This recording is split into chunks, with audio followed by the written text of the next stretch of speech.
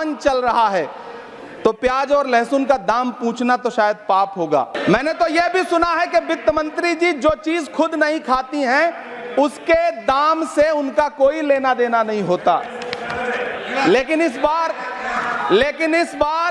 Budget पेश करने के लिए पार्लियामेंट आने से पहले वित्त मंत्री जी ने दही और चीनी खाई थी। अब तो उनसे यह पूछा जा ही सकता है कि उन्हें दही, दूध और चीनी का रेट तो इन दिनों पता ही होगा। क्या उसे सस्ता करवाएंगी या नहीं सस्ता करवाएंगी?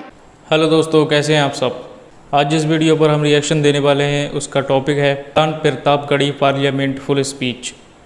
इमरान प्रतापगढ़ी फिर दहाड़े संसद में और क्या कहा बजट को लेकर। वित्त मंत्री ने जो बजट पेश किया है उस पर कहते हुए नज़र आए कि वित्त मंत्री साहिबा जो खाती नहीं हैं उसके दाम से भी उन्हें कोई लेना देना नहीं है। गरीबों के लिए इस बजट में कुछ भी नहीं है। और क्या कुछ कहा इन्होंने, आइए देखते हैं वीडियो में। सावन चल रहा है तो प्याज और लहसुन का दाम पूछना तो शायद पाप होगा। मैंने तो यह भी सुना है कि वित्त मंत्री जी जो चीज खुद नहीं खाती हैं उसके दाम से उनका कोई लेना देना नहीं होता। लेकिन इस बार बजट पेश करने के लिए पार्लियामेंट आने से पहले वित्त मंत्री जी ने दही और चीनी खाई थी। अब तो उनसे यह पूछा जा ही सकता है कि उन्हें दही, दूध और चीनी का रेट तो इन दिनों पता ही होगा। क्या उसे सस्ता करवाएंगी या नहीं सस्ता करवाएंगी? जो एजेंसी जांच कर इमरान प्रतापगढ़ी के खिलाफ श्री इमरान प्रतापगढ़ी। धन्यवाद सभापति महोदय, आपने मुझे आम बजट पर बोलने का मौका दिया। Sir my time. नहीं, pause my time sir. Imran Pratapgarhi कहा गया है सर। थोड़ा सा इसकी जांच कराओ। मैंने कहा यहाँ प्रमोद प्रतापगढ़ी भी बैठे। ये आपसी मामला है, ये खत्म होने वाला नहीं है मेरे से। इसकी जड़ें बहुत गहरी गई हुई हैं। मैं रोज देखता हूँ ये जड़ें गहरी होती जाती हैं। इमरान प्रतापगढ़ी। धन्यवाद सभापति महोदय। 83 मिनट 71 बार थपथपाई गई मेज, 14,417 शब्दों का बजट भाषण और उस बजट में अपने लिए राहत तलाशती मिडिल क्लास की हैरत ज़दा आंखें। सभापति महोदय, मेरे हाथों में जो दस्तावेज है दरअसल ये देश के किसानों, गरीबों, मजदूरों की उम्मीदों का स्मारक है। ऐसा लग रहा है जैसे वित्त मंत्री महोदया ने बजट नहीं तैयार किया है बल्कि प्रधानमंत्री जी की मन की बात का संकलन तैयार किया है। टूटा हुआ लश्कर का भरम देख रहे हैं। सही कहा।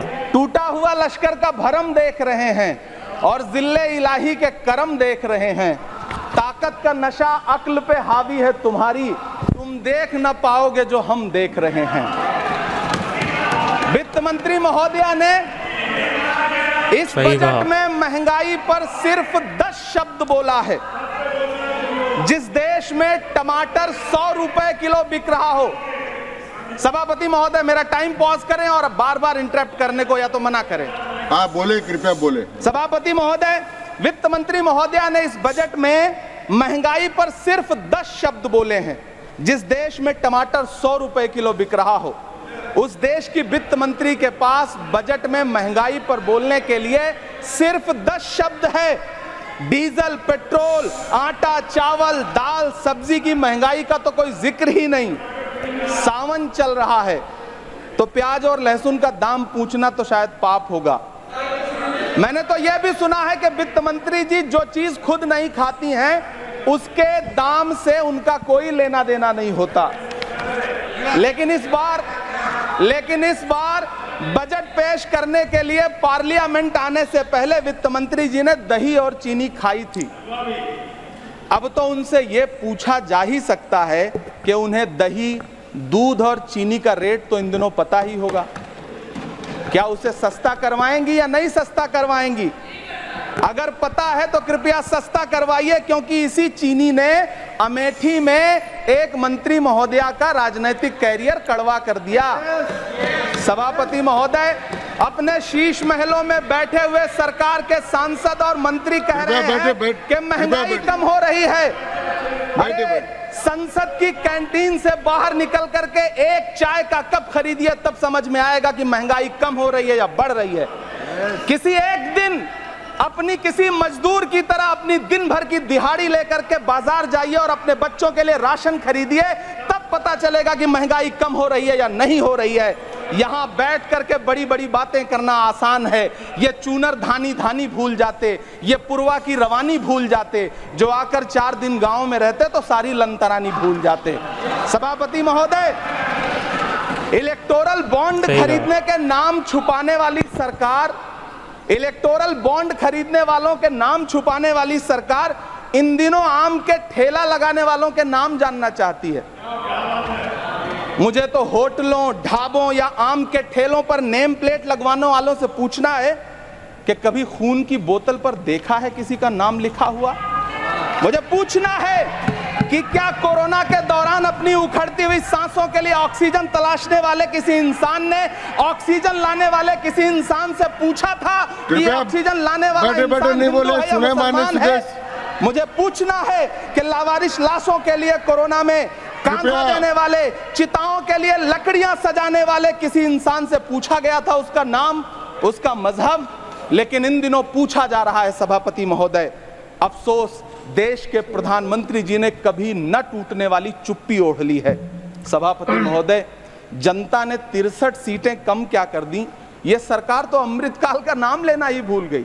ये भूल गई है अमृतकाल को, ये भूल गई है मनरेगा को, ये भूल गई है मौलाना आजाद नेशनल फेलोशिप को, ये भूल गई है मणिपुर को, ये भूल गई है महाराष्ट्र को। मुझे गर्व है कि मैं राज्यसभा में महाराष्ट्र का प्रतिनिधित्व करता हूं। महाराष्ट्र जो देश की आर्थिक राजधानी है, जो टोटल कॉर्पोरेट टैक्स का 40%, इनकम टैक्स का 32% और जीएसटी का 20% इस देश को देता है, उस महाराष्ट्र के लिए इस बजट में एक शब्द नहीं है। आप बैठ जाए। सभापति महोदय, आखिर महाराष्ट्र से किस बात का बदला लिया जा रहा है? महाराष्ट्र ने लोकसभा चुनाव में बाबा साहब अम्बेडकर के संविधान को बचाने के लिए वोट क्या कर दिया? प्रधानमंत्री जी तो महाराष्ट्र से बदला लेने पर उतर आए।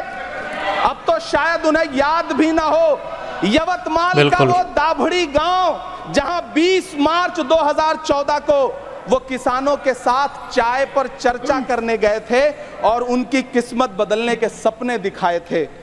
उसी यवतमाल में पिछले 6 महीने में 132 किसानों ने आत्महत्या की है। सभापति महोदय, महाराष्ट्र में हर महीने 209 किसान आत्महत्या कर रहे हैं। राज्य सरकार द्वारा सौंपा गया आंकड़ा बताता है कि 1 जनवरी से 31 मई के बीच 1046 किसानों ने आत्महत्या की है। लेकिन अफसोस, इस बजट में महाराष्ट्र के किसानों के लिए कुछ भी नहीं है। किसानों से चिढ़ी हुई सरकार ने बजट में किसानों के एमएसपी की लीगल गारंटी नहीं दी। लेकिन याद रखिएगा, जो किसान का नहीं वो हिंदुस्तान का नहीं।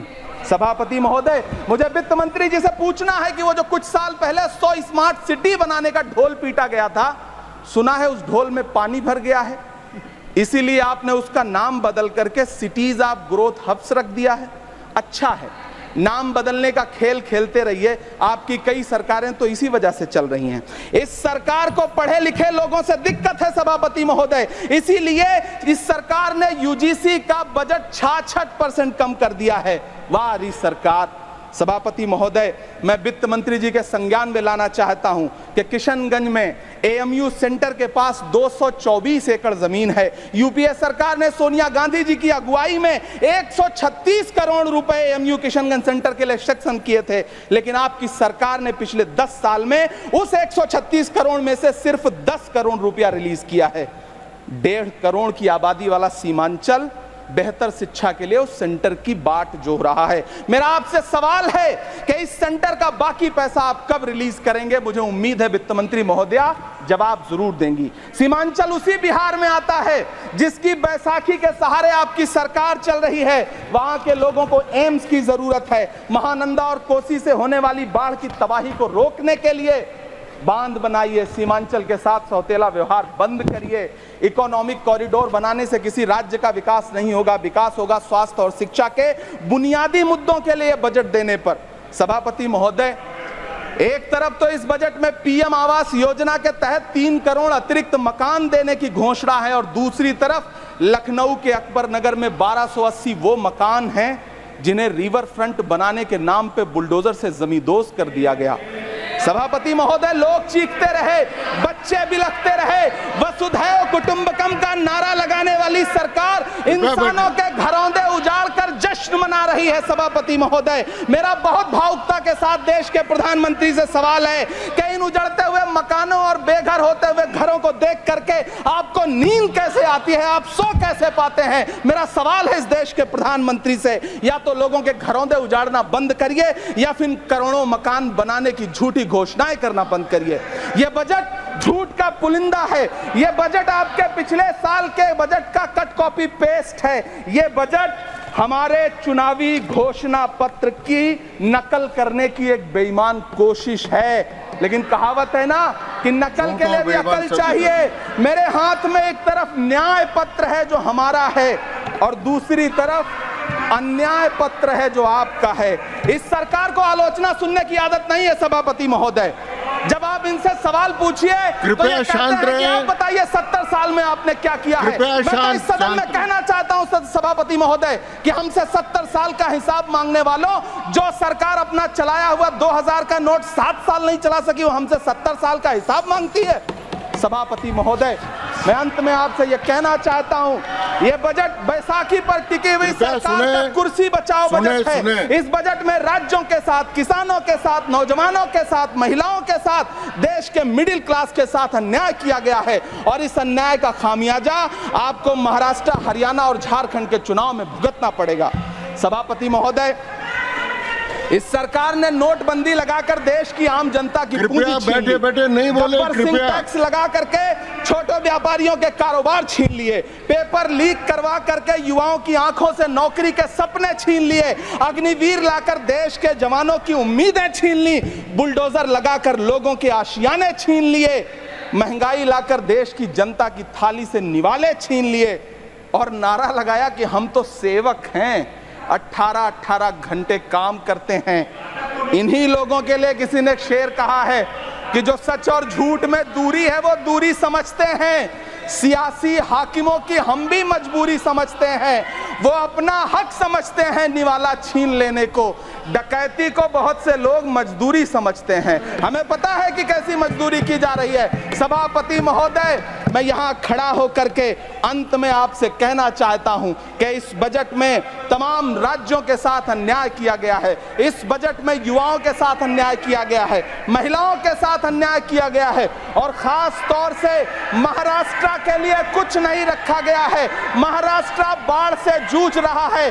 पानी बरसने से वहां 1500 से ज्यादा लोग मारे गए हैं। उस शहर को, उस राज्य को 4000 करोड़ के पैकेज की जरूरत है ताकि जो फसलें बर्बाद हुई हैं लोगों को राहत दी जा सकी।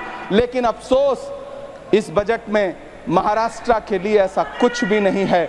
मैं आखिर में यह कहना चाहता हूं कि पिछले 7 दिन से इस बजट का बड़ा ढिंढोरा पीटा जा रहा है। इसे महान बताया जा रहा है, लेकिन कौन महान बता रहा है? सत्ता पक्ष के लोग, उन्हें तो बताना ही है।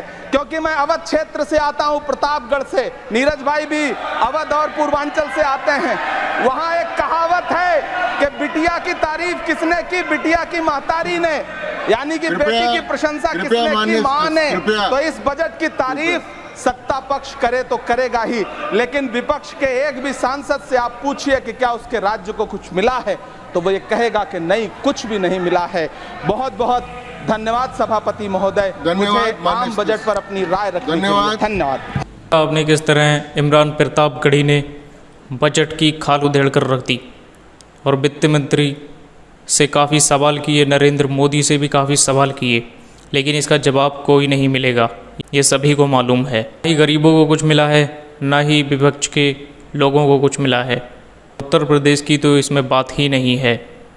ना ही कोई सब्जी वगैरह जो खाने पीने की चीज़ें हैं, कोई भी चीज़ सस्ती नहीं की गई है जो रोज़ काम आने वाली है।